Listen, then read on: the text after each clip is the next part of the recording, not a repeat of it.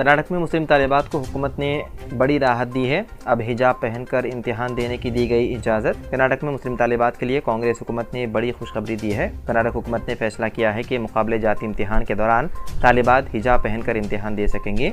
हिजाब मामले पर कर्नाटक के वज़ीर आला सिद्धारामैया और रियासत के वज़ीर तालीम एम एस सुधाकर ने एक तज्ज़ियाती मीटिंग की थी। मीटिंग में सभी बातों को ध्यान में रखते हुए फैसला लिया गया है कि इम्तिहान के दौरान तालिबात को हिजाब पहनने की इजाज़त दी जाए।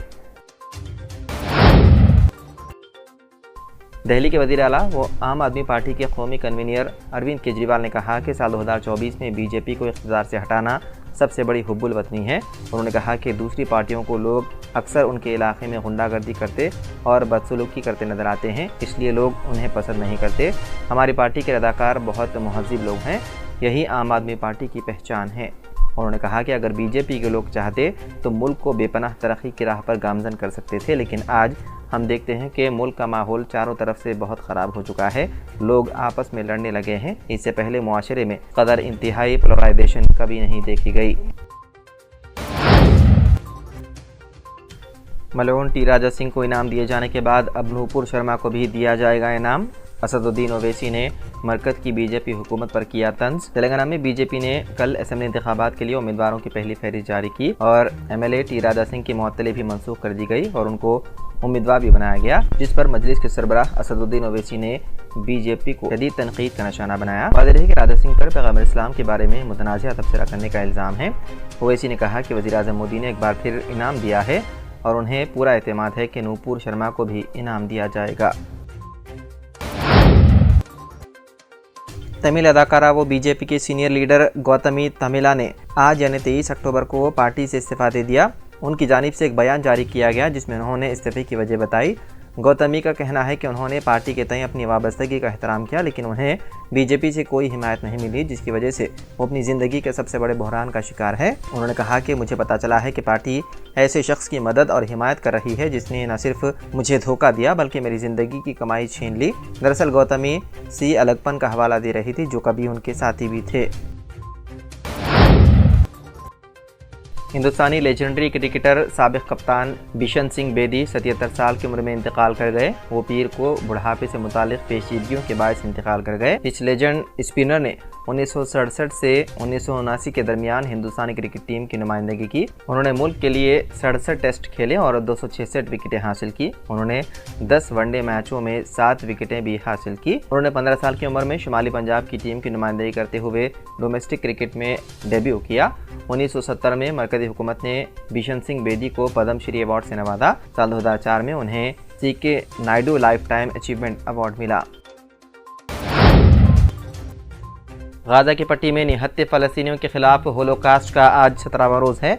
इजरायली फ़ौज की गाज़ा पट्टी पर ताज़ा बमबारी के नतीजे में मज़ीद दर्जनों फ़लस्तीनी शहीद हो गए, जिसके बाद 17वें रोज़ शुहदा की तादाद 4651 हो गई है। गाज़ा की पट्टी में अपने खूनी कत्ले आम और गैर मसबूक होलोकास्ट का सिलसिला जारी है और वहाँ के मकीनों और शहरियों के इज्तिमात पर बमबारी और बैनुल-अक़वामी सतह पर ममनुआ जराइम का इर्तिकाब किया जा रहा है। गाज़ा में वज़ारत सेहत के तर्जुमान ने इस बात की तस्दीक की है कि कल इतवार को गाज़ा की पट्टी पर इसराइली बमबारी में मज़ीद 400 से ज़्यादा शहरी शहीद हो गए, जबकि दर्जनों ज़ख्मी एक खूनी रात के बाद भी अस्पतालों में लाए गए।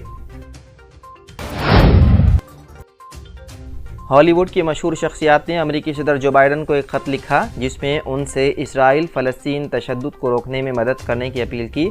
ख़त में कहा गया है कि हम चाहते हैं कि अमेरिका के सदर के तौर पर आप एक और जान चली जाने से पहले गाज़ा और इसराइल में फौरी तौर पर कशीदगी में कमी और जंगबंदी की अपील करें। ये ख़त हाई प्रोफाइल हॉलीवुड सितारों, फनकारों, मशहूर शख्सियात और सियासी वकला के तहत आर्टिस्ट फॉर सीज़फायर की तरफ से जारी किया गया। इतवार की दोपहर तक 95 मशहूर शख्सियात ने इस खुले ख़त पर दस्तखत किए थे। ख़त में कहा गया है कि सभी जिंदगियाँ मुक़द्दस है, उनका अक़ीदा और मजहब या नस्ल कुछ भी हो, हम फ़लस्तीनी और इसराइली शहरियों के कत्ल की मज़म्मत करते हैं। ख़त में कहा गया है कि इंसानी इमदाद को उन तक पहुँचाने की इजाज़त दी जानी चाहिए। सऊदी अरब के इलाके जाज़ान में शदीद बारिश के दौरान आसमानी बिजली गिरने से 2 अफराद जाँ बहक हो गए। इस तरह रवां बरस ऐसे वाक़यात में हलाक होने वालों की तादाद 2 दर्जन से ज़्यादा हो गई है। रिपोर्ट के मुताबिक सऊदी अरब में जनूब मगरबी इलाके जाज़ान के इलाके अल अदबी में मुसलसल होने वाली बारिशों ने तबाही मचा दी है और मामूलाती ज़िंदगी दरहम बरहम होकर रह गई है। इसी इलाके में आसमानी बिजली गिरने के एक वाक़े में 2 अफराद जाँ बहक हो गए। ताहम इस हवाले से मुकामी हुक्काम की जानिब से मुतासिरीन से मुताल्लिक़ मालूमात फराहम नहीं की गई। चीन ने अमेरिका से अपील की है कि वो इसराइल गाज़ा तनाज़े के दरमियान मशरिक़ वस्ती में चीनी जंगी जहाज़ों की तैनाती के बारे में बेबुनियाद प्रोपेगेंडा बंद करें। चीनी सिफारत खाने के तर्जुमान लियो पेंगुए ने इतवार को एक बयान में यह बात बताई। मीडिया रिपोर्ट्स के मुताबिक गाइडेड मिसाइल डेस्ट्रॉयर समेत 6 चीनी जंगी जहाज़ गुज़िश्ता हफ्ते से मशरिक़ वस्ती में तैनात किए गए हैं, जिनमें ओमान की बहरिया के साथ मुश्तरका मशक़ में शामिल जहाज़ भी शामिल हैं। उन्होंने बयान में कहा कि चीनी पीपल्स लिबरेशन आर्मी नेवी का बहरी बेड़ा स्कॉट मिशन के लिए रवाना हुआ और मुतालिका ममालिक के दोस्ताना दौरे कर रहा है।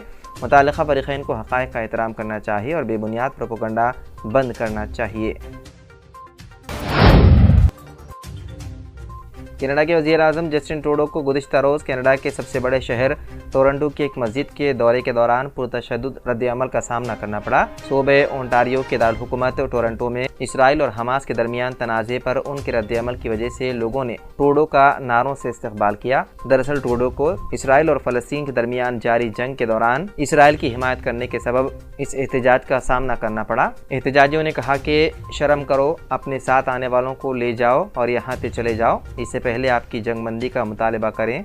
कितने फ़लस्तीनी बच्चे मारे जाएं। ट्रूडो सिक्योरिटी एहलकारों के घेरे में घबराहट में दिखाई दे रहे थे।